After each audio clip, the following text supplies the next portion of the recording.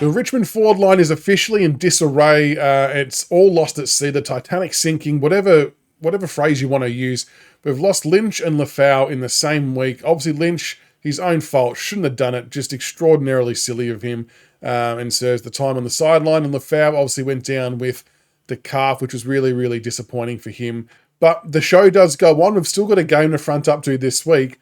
But what does the forward line now look like? What can we do? What levers and strings can we pull to try and get this somewhat functioning in some type of capacity? It's a really difficult question to answer, to be honest. Look, whether we like it or not, it definitely feels like a defender of some type will have to play as a forward for some period of time. Not saying that's going to be a full-time role. And look, I know we've got Jacob Bauer in the wings.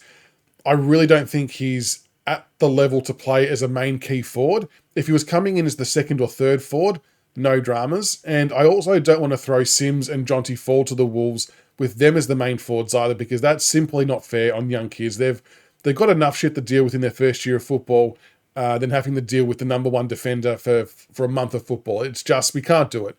And obviously Harry Armstrong is a week away to play VFL, then he's going to have to spend some time there, come into the AFL. You know the drill. So that kind of leaves us with a couple of options.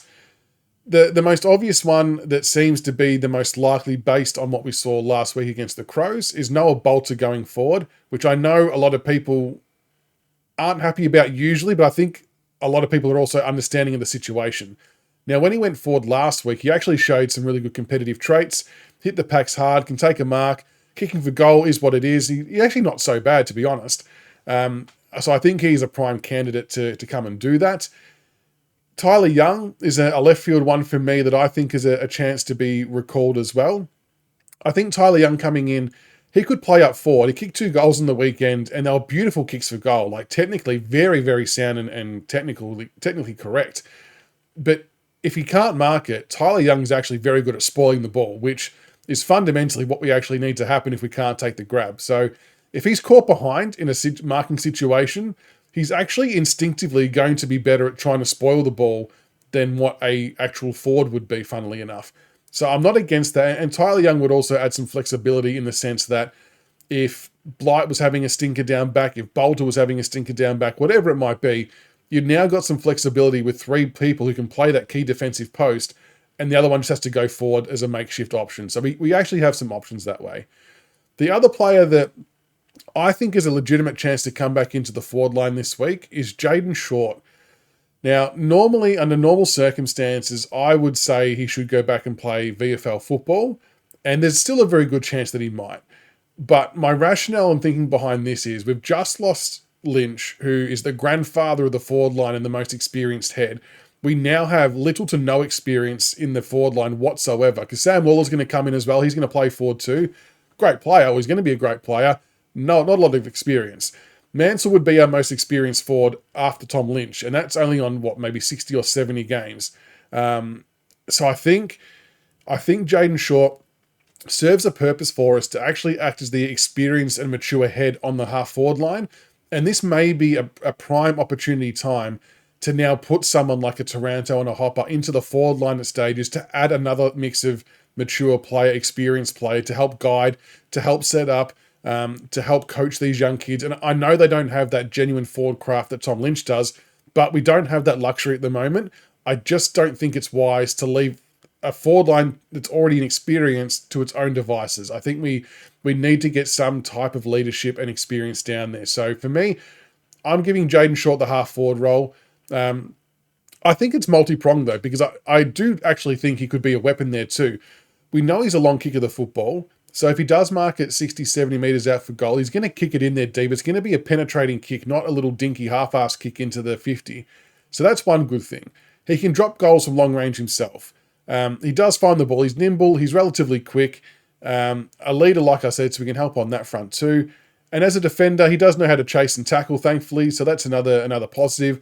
But I just think, by and large, his weapon as a long-kicking player can be of tremendous use to us in the forward half of the ground, and I just can't justify him taking Sam Banks' role.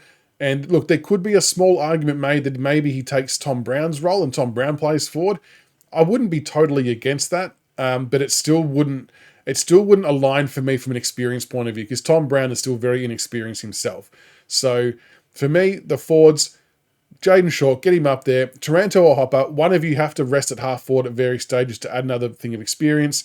Then you've got your Tyler Young, your Noah Bolter, Jacob Blight, a mix of those players rolling through as a key forward.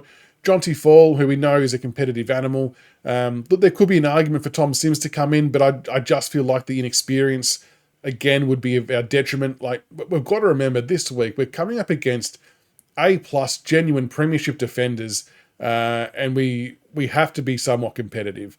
And you know what?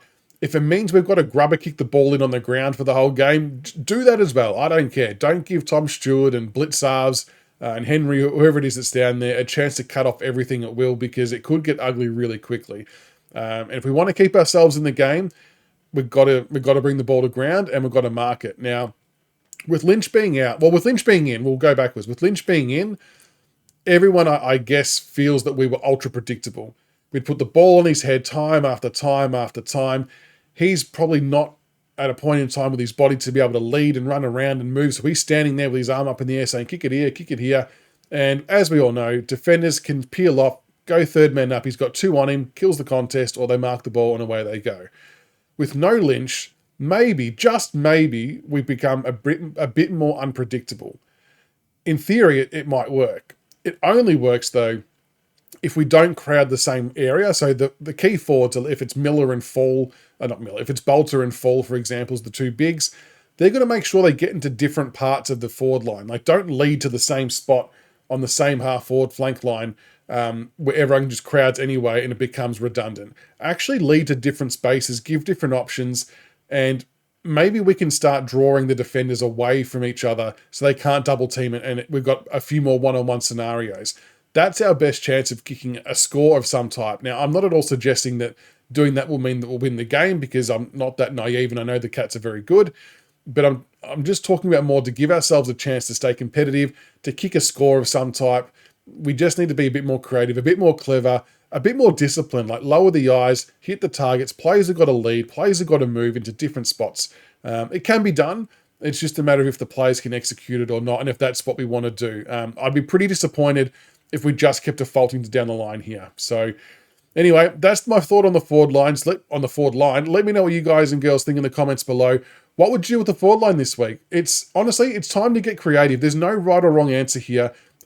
It's time to mix it up. It's time to just try something, anything, and let me know what you think about player type, play type, like how do you want the ball going in there, whole raft of things. Let us know in the comments below, and it's going to be a fascinating week this week against the Cats. So until the next one, go Tigers.